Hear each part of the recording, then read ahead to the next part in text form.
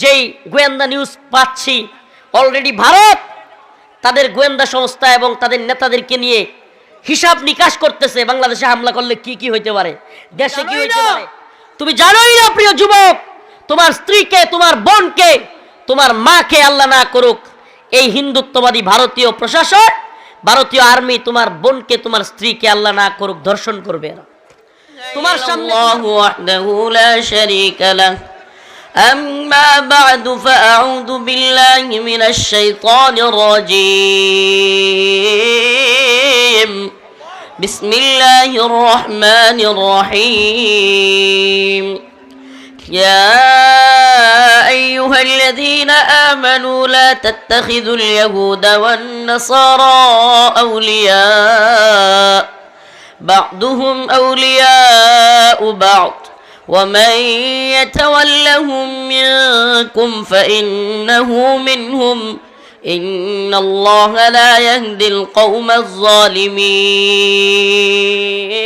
الظالمين صدق الله مولانا العظيم وصدق رسوله النبي الكريم ونحن على ذلك من الشاهدين والشاكرين والحمد لله رب العالمين।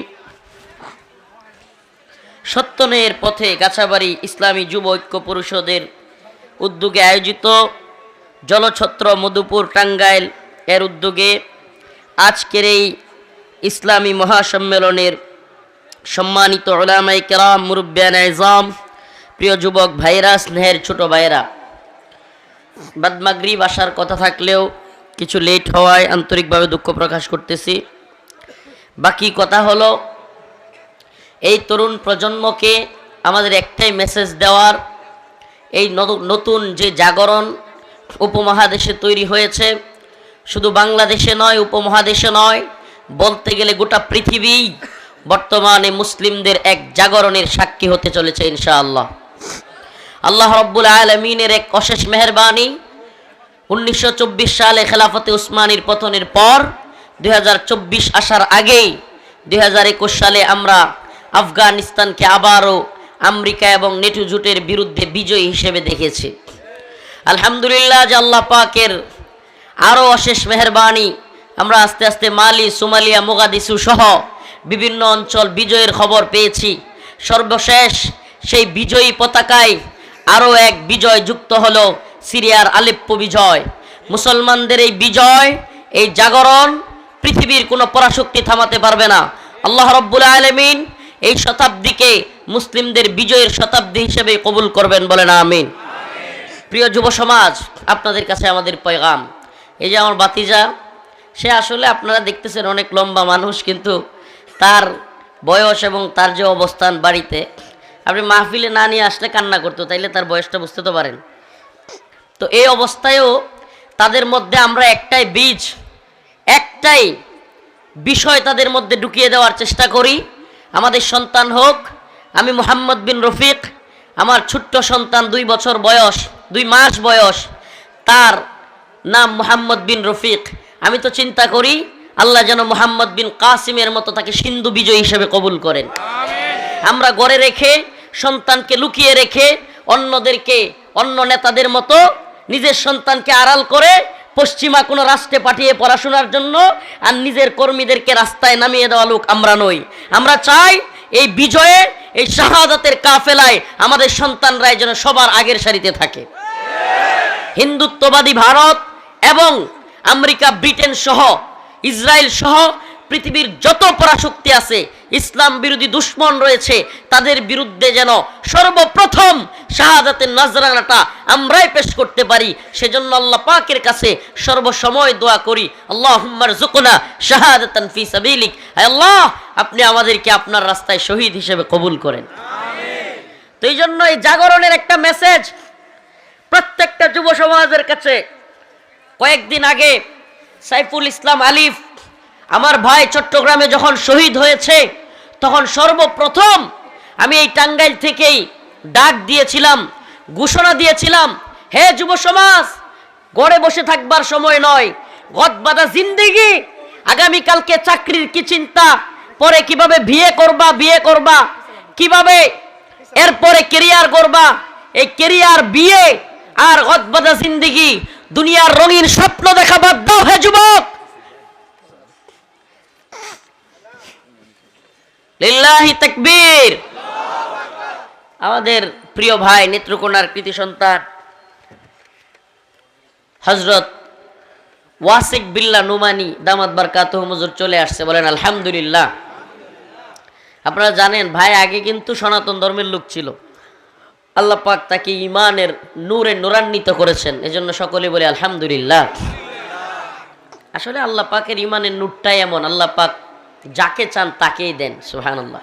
মান ইউরিদিল্লাহু বিহি খায়রা ইফাক্কিহু ফিদ্দিন, আল্লাহ যারা ইচ্ছা করেন তারাই দিনের বুঝ দান করেন।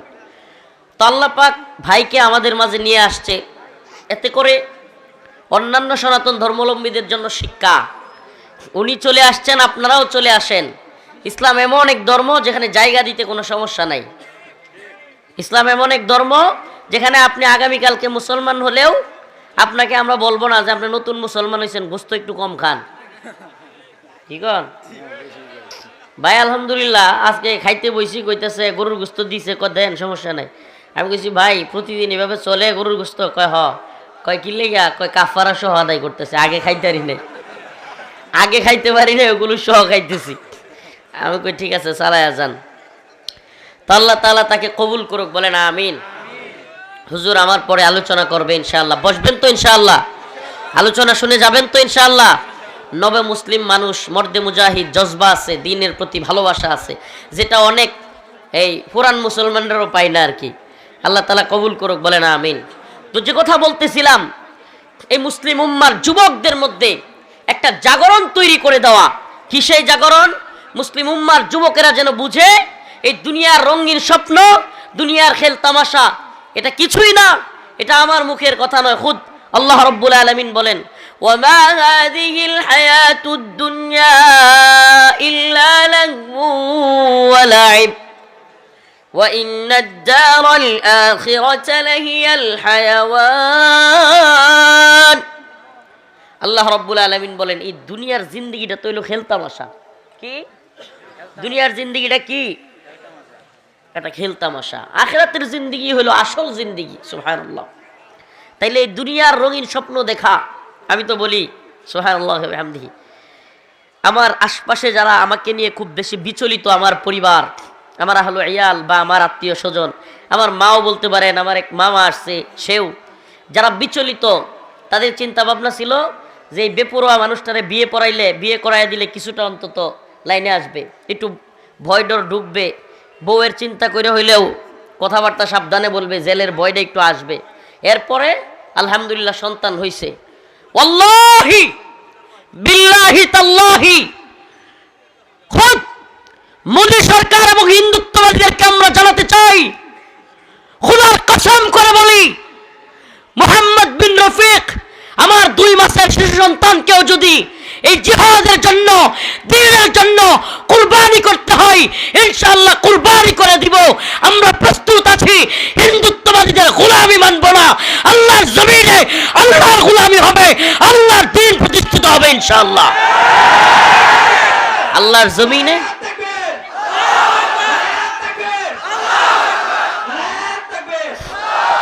আমার সন্তান থাকলে ইনশাআল্লাহ দেখা হবে জান্নাতে, যদি আল্লাহ তারাও মাফ করে দেয়, আমারও মাফ করে দেয়। কোথায় দেখা হবে? দেখা হবে জান্নাতে ইনশাআল্লাহ। পৃথিবী কি, এই পৃথিবী কি দিতে পারে? এই টাঙ্গাইলে মধুপুর থেকে যাওয়ার সময় আল্লাহ না করুক রোড অ্যাক্সিডেন্টে এখনই মারা যেতে পারি, তো আমার সন্তানের ভবিষ্যৎ তখন কি হবে? এই চিন্তা করে লাভ নাই।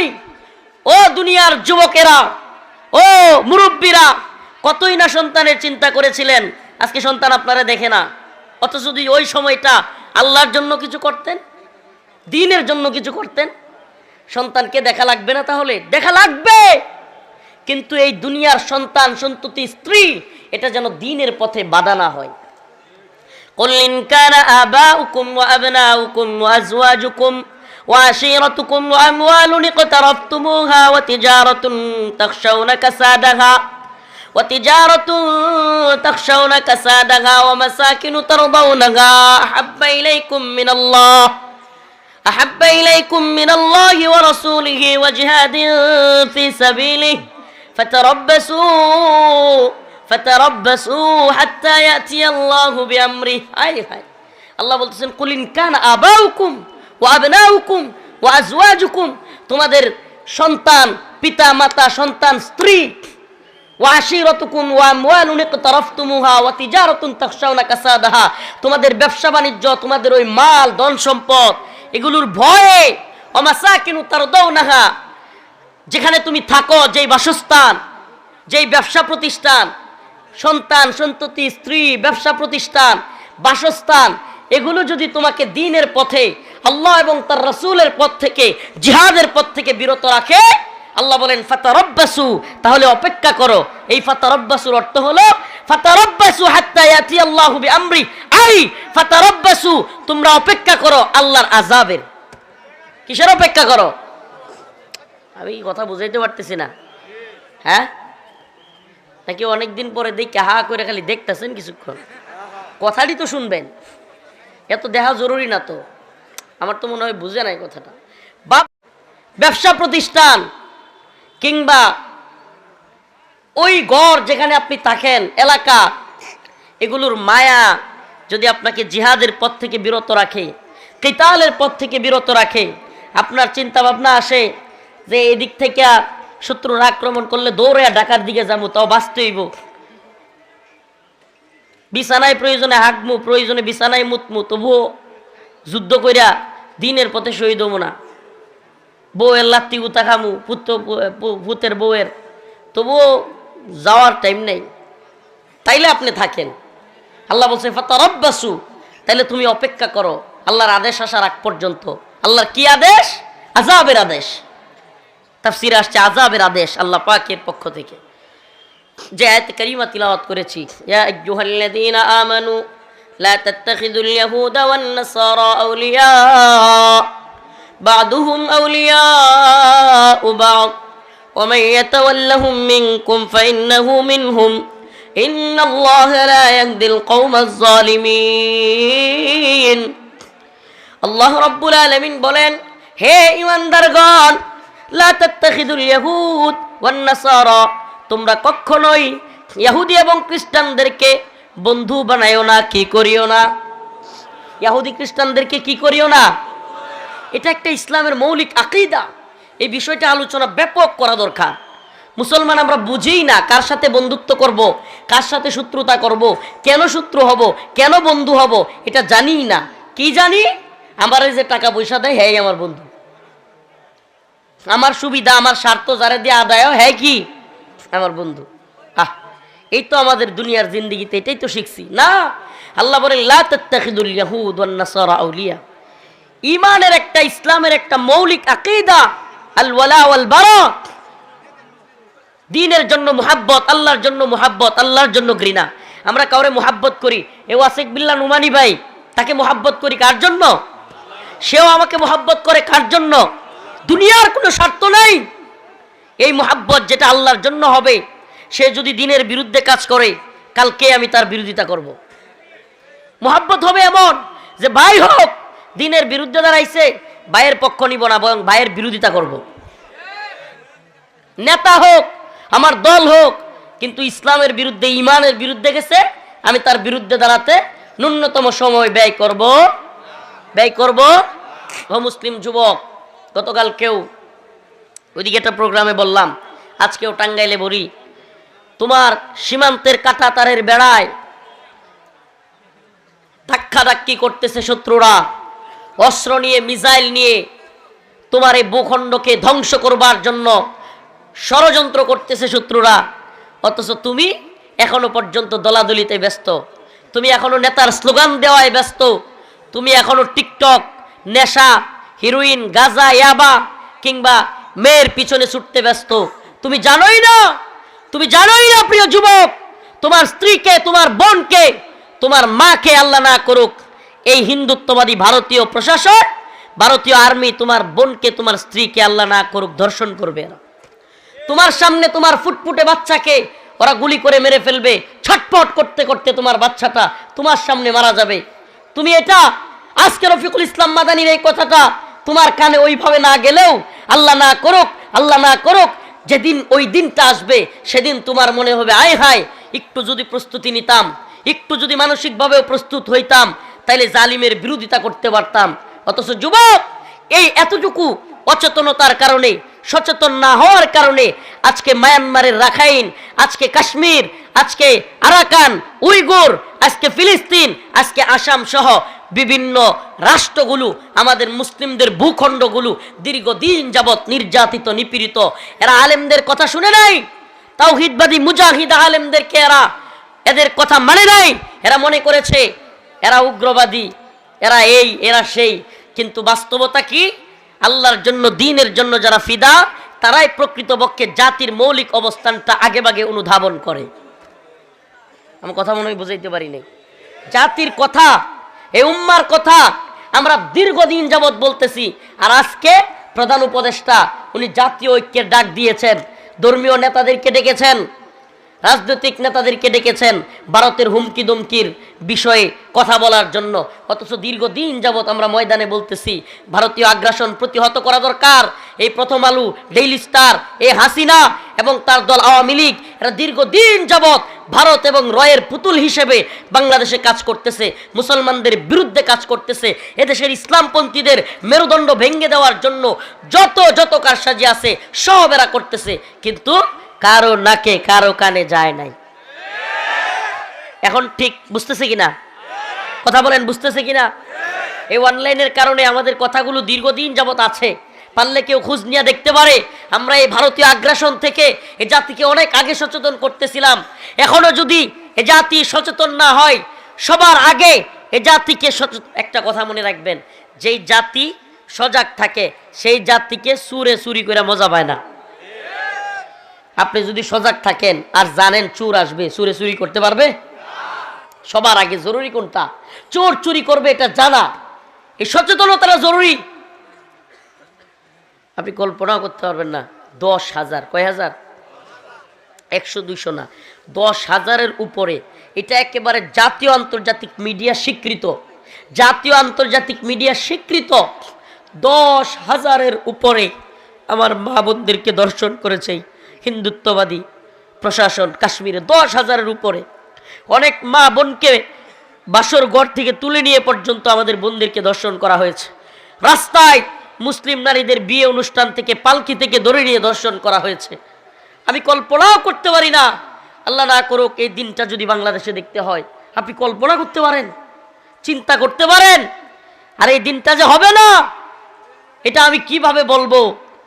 আমি তো দেখতেছি যারা একটু সচেতন, রাজনীতি সচেতন, এই ভূরাজনৈতিক অবস্থান জানে, আমি তো দেখতেছি অলরেডি আমি বড় বড় নেতা এবং যেই গোয়েন্দা নিউজ পাচ্ছি, অলরেডি ভারত তাদের গোয়েন্দা সংস্থা এবং তাদের নেতাদেরকে নিয়ে হিসাব নিকাশ করতেছে। বাংলাদেশে হামলা করলে কি কি হইতে পারে, দেশে কি হইতে পারে, বাংলাদেশে কি হইতে পারে, বহির্বিশ্বে কি হইতে পারে। আপনি কল্পনা করতে পারেন? একেবারে পুরা রাশিয়া ইউক্রেনে হামলার আগ মুহূর্তে যা দুই দেশের দূতাবাসে হামলা এবং রাজনীতিক নেতাদের মধ্যে বাকবিতণ্ডা এবং বিবৃতি, পাল্টা বিবৃতি, সব যেন একই সূত্রে গাঁথা। অথচ আমরা অচেতন হয়ে আছি। এজন্য গত কয়েকদিন আগের প্রোগ্রামে টাঙ্গাইলে বলেছিলাম, অন্তত আর কিছু না পারলেও 5-7 হাত করে বড় ধরনের লোহার কিছু অস্ত্রই বানায় রাখেন। 2-4টারে মাইরা তো শহীদ দিতে পারবো ইনশাআল্লাহ। পারবো তো ইনশাআল্লাহ? হ্যাঁ প্রিয় মুসলিম উম্মার যুব সমাজ, তোমাদেরকে বলি, একটা মুসলিম যুবক যদি দাঁড়ায় যায়, 10টা হিন্দুত্ববাদীকে সার্চ করে দিয়ে তারপরে শহীদ হব আমরা। এক একজন 10টা-20টা করে। রাজি আছেন তো ইনশাআল্লাহ? আর যদি প্রশাসনের পক্ষ থেকে বা দেশের আলেম সমাজের পক্ষ থেকে ডাক আসে, সেনাবাহিনী কিংবা বিজেপির কাঁধে কাঁধ মিলিয়ে আমরা এদের চাইতে আকবারে ইনশাআল্লাহ জিহাদি তামান্না, ইমানি তামান্না নিয়ে দেখায় দিব ইনশাআল্লাহ। রাজি আছেন তো? ওপেন। আমি তো বলি কয়েকদিনের মধ্যে অবস্থা এমন হতে পারে যে মাহফিল আর হবে না, হঠাৎ করে মাইকে প্রচার করা হবে, অমুক এলাকায় অমুক হুজুর আসতেছে। কি জন্য? মুজাহিদ কে শাহাদাতের জন্য তৈরি, এই জন্য আপনাদের কালেকশন করা হবে। আসো এদিকে কে আছো, ফিদাই হামলা করবা, দেশের জন্য, দ্বীনের জন্য, ঈমানের জন্য, মুসলিম ভূখণ্ড রক্ষার জন্য কে কে হিন্দুত্ববাদীদের ঘাঁটিগুলো নিজের শরীরে বোমা লাগিয়ে উড়াইয়া দিবা? রাজি আছেন ইনশাআল্লাহ? কথাগুলো একটু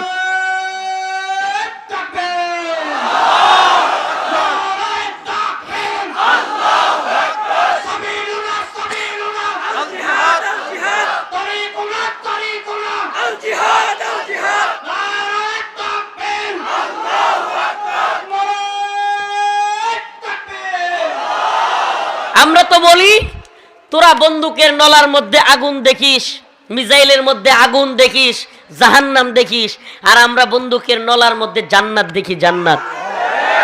মুসলমান তো বন্দুকের নলায় দেখে কি?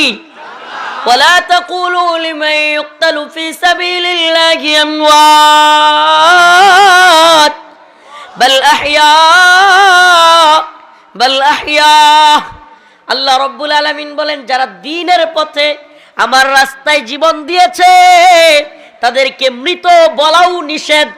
মৃত বলাও যাবে? তারা তো বা লাহিয়া, বরং তারা তো জীবিত। এরা কি? জীবিত।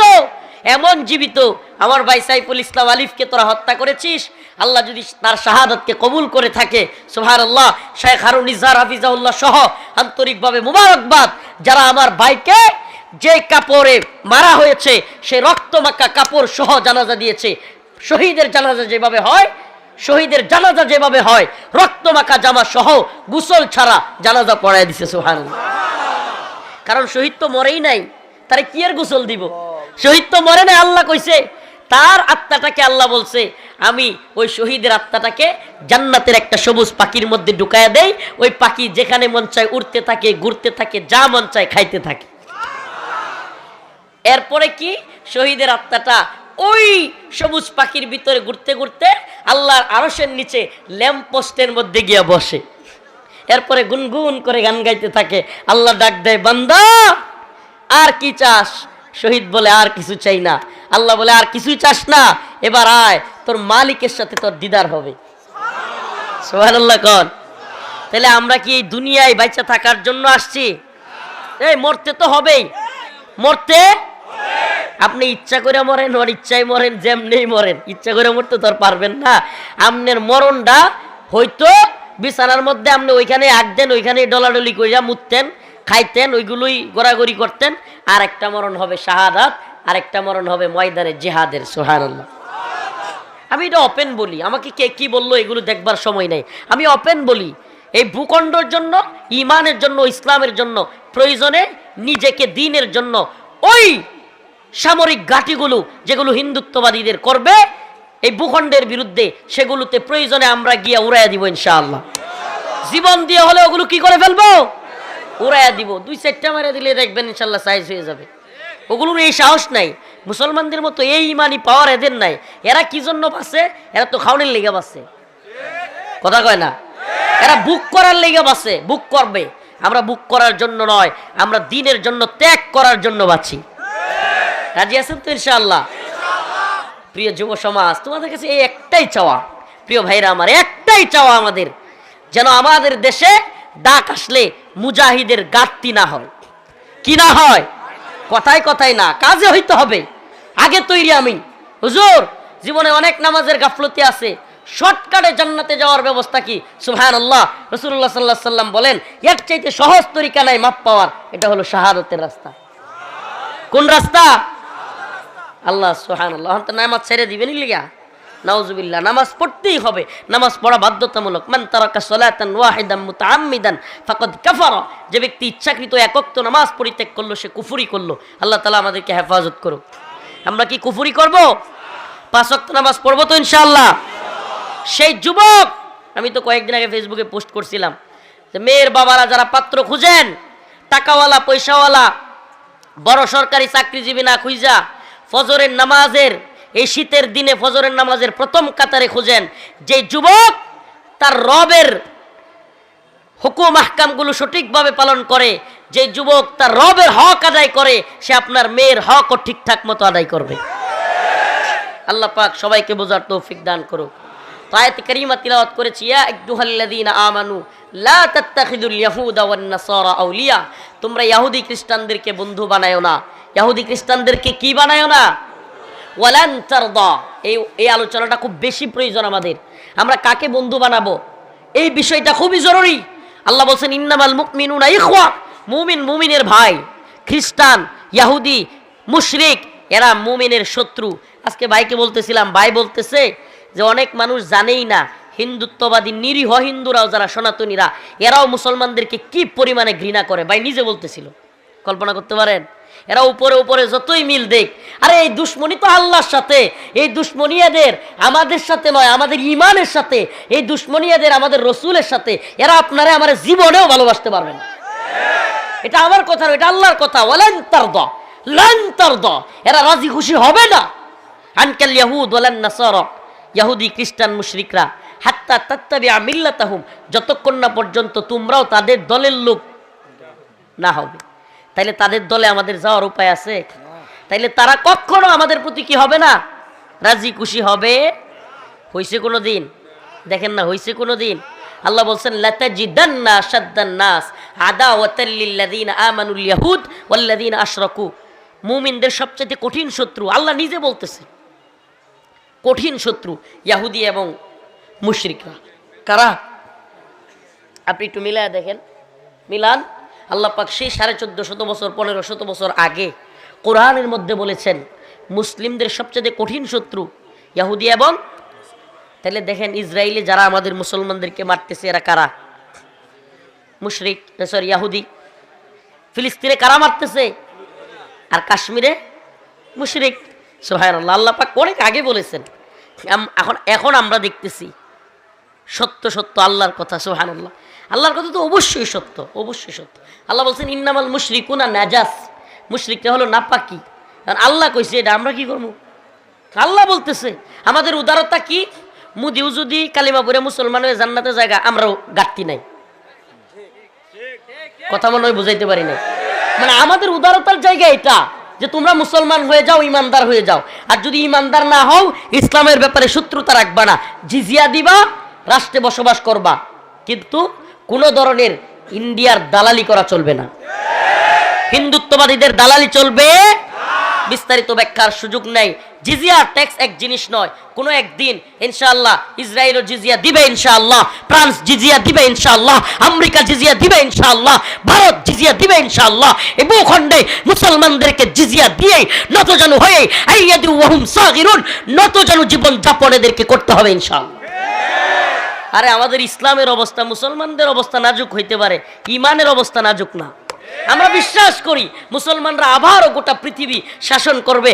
আসসিনু লানা ওয়াল আরাবু লানা ওয়াল হিন্দু লানা ওয়াল কুল্লু লানা, সব আমাদের হবে। হিন্দুস্তান আমাদের, চীন আমাদের, রাশিয়া আমাদের, আমেরিকা আমাদের, সব আমাদেরই হবে ইনশাআল্লাহ। মুসলমান শাসন করবেই, গোটা পৃথিবী মুসলিমরা শাসন করবে ইনশাআল্লাহ। শুরু তো হয়েছে বাশার আল আসাদের থেকে, আলেপ্পো নেওয়া হয়েছে এই আমেরিকানদের থেকে, এই তথাকথিত আফগানিস্তানের পার্লামেন্টারি থেকে তালেবান নিয়েছে। আস্তে আস্তে সব মুসলিমদের অধীনস্থ হবে। কেন? কারণ শান্তি, মুক্তি, কামিয়াবি একমাত্র শরিয়া এবং খেলাফার মাধ্যমে। ইম্মা শরিয়া ওয়া ইম্মা শাহাদা, হয়তো শরীয়ত নয়তো শাহাদাত। এই মন্ত্রে, এই মানসিক অবস্থা যখন আমাদের হয়ে যাবে, আল্লাহ পাকের পক্ষ থেকে বিজয় আসবে। আল্লাহ পাক আমাদের সবাইকে শত্রু মিত্র চিনবার তৌফিক দান করুক, বলেন আমিন। এবং শাহাদাতের তামান্নাই উজ্জীবিত হয়ে দ্বীনের জন্য, ভূখণ্ড রক্ষার জন্য ময়দানে ঝাঁপিয়ে পড়বার তৌফিক দান করুক, বলেন আমিন। আমার ভাই নবমুসলিম মানুষ, মাশাআল্লাহ খুব জজবাতি গরম আলোচনা করেন। এখন উনি আপনাদের সামনে কথা বলবে, আমি আপনাদের সামনে দোয়া চেয়ে বিদায় নিব। কিন্তু এই আপনারা শুনেন, আমার একটা রিকোয়েস্ট থাকবে। এই যে সত্যনের পথে যুব ঐক্য পরিষদ, এই যুব সমাজ আবার ওই মাহফিলটা করুক, আপনারা চান কে কে? লিল্লাহি তাকবীর।